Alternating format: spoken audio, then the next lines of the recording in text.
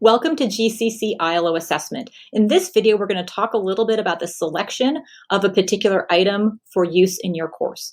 So let's say you selected this critical thinking item here, comprehensive problem statement, and you want to assess students on their ability to have a clear and comprehensive problem statement.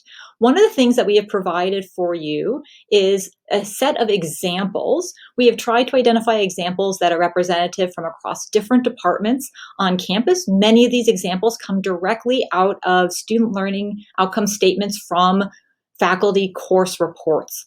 So they are meant to be an inspiration potentially for the type of individual student learning outcome that you might have in your class that then applies to this ILO rubric item. But that said, they are not meant to be exhaustive. So let's say you look at these examples and you still think that what it is that you are assessing meets this ILO. Don't hesitate to use that ILO. As we are really getting into this process, we are going to be revising this example.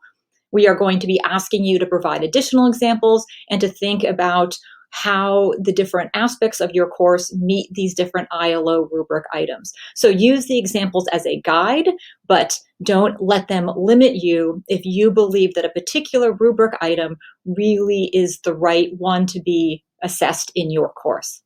If you have questions, please reach out to me, your department assessment coordinator, or the Students Affairs Assessment Liaisons. Thank you.